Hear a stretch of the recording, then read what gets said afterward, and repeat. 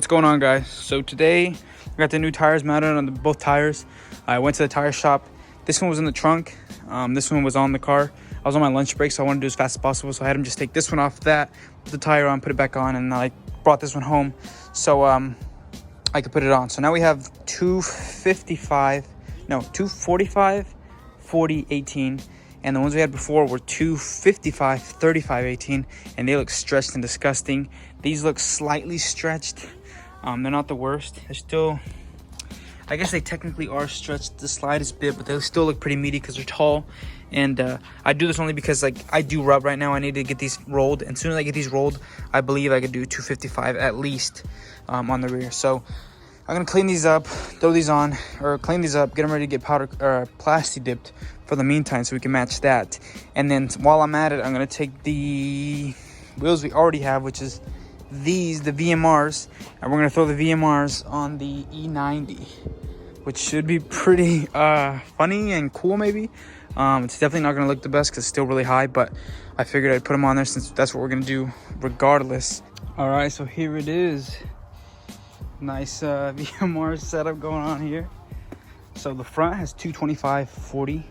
I'm gonna be doing 245 because I have a set just to make it a little more aggressive. They will fit, thankfully. I don't think they'll rub, especially stock, but when it gets a little lower, I don't think it'll rub either because these wheels aren't very aggressive on the offset, but they still look pretty clean.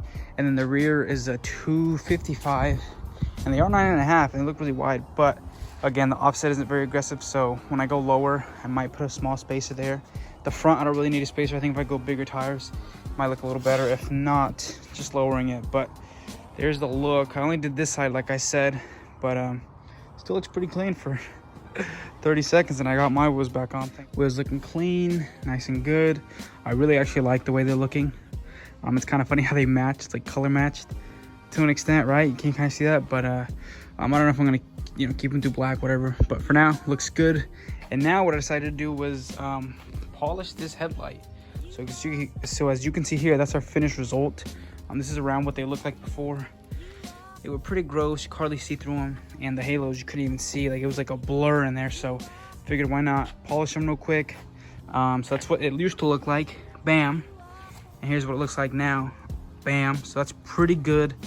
It looks amazing, actually. Probably one of the best jobs I've done. So as you guys know, I've done that before in a video. It's just basically 1000 grit, 1500 grit, 2000 grit, and then a polish with a orbital polisher. I have this one from Harbor Freight. It kind of sucks, but it does headlights well. So that's that. Now I'm going to take off the rest of the bumper, clean up the fog lights on this, and then paint the little slits down there. And then this will be a cleaned up front end. So get a look at this, right? So like I said, we haven't replaced that center grille yet, but we got this one right here. We're gonna paint this silver to match the higher packaged one, and then also polish those fog lights. And instead of polishing them like this, I'm just gonna sand them down to 2000 grit, then hit it with a clear coat I have, and that'll be good enough since they're just fog lights. But the headlights looking good so far.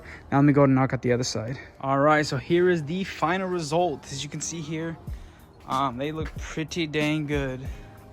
Freshly polished headlights. They really transformed the car. Don't look at this side. Okay, the wheels aren't done yet on this side, but they really transformed the car. Like this, the car looks 100 times better than it did. It actually looks a lot newer because the lights look amazing, and even on the phone they still look kind of yellow because the light reflects through them. But in person they are very high gloss, and I'm very pleased with the result. And I can't say much more. I mean, at the end of the day, if this car ends up turning out pretty good, and I'm gonna keep it for a while, and I hope to hit like 300,000 miles. If I come across some LCI Halo ones, the Xenon one, sorry, the HID Xenon LCI headlights, I'll probably put those in. If not, then it's fine. I'll keep running these. But yeah, I go ahead and train the bottom trims too. As you can see, that trim there, silver. This trim on that side, silver. Hit the fog lights some clear. They're a little better. And then I need to get a new center grille because that is cracked. Future mods will probably be gloss black grills, some paint correction, even though the paint's kind of beat, and then just little things like that. I might wrap it. More than likely going to wrap it, to be honest. And we'll see what happens. But for now, I'm pretty impressed with the way this looks. It looks pretty clean and mean now. On this side, it's nice and stance boy.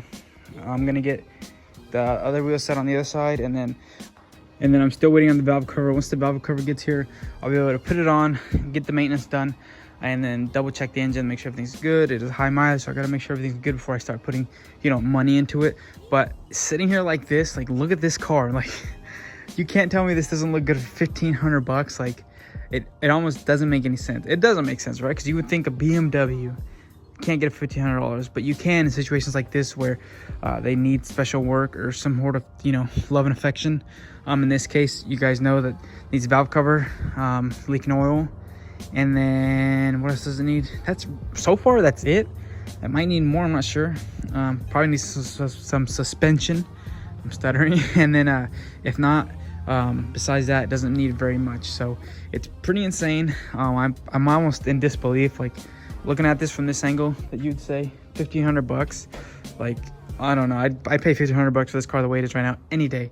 And again, we just put some love into the headlights, some wheels we got for $100. Technically it's a $1,600 car still, but regardless, it doesn't get much better than this. So we're slowly gonna turn this around, really make it a nice little daily, and then just for one, save it, right? Because it was bound to get destroyed by somebody who picked it up, and then, you know, enjoy it, do the maintenance, and show you guys too that this M52 can go on forever. Like, I have no doubts in my mind, as long as, like, when I check it to make sure that it's all solid, if it starts running good, I have no doubts in my mind that in the condition it'll be in, possibly it'll hit 300,000 miles. Because we had another 264,000 mile one.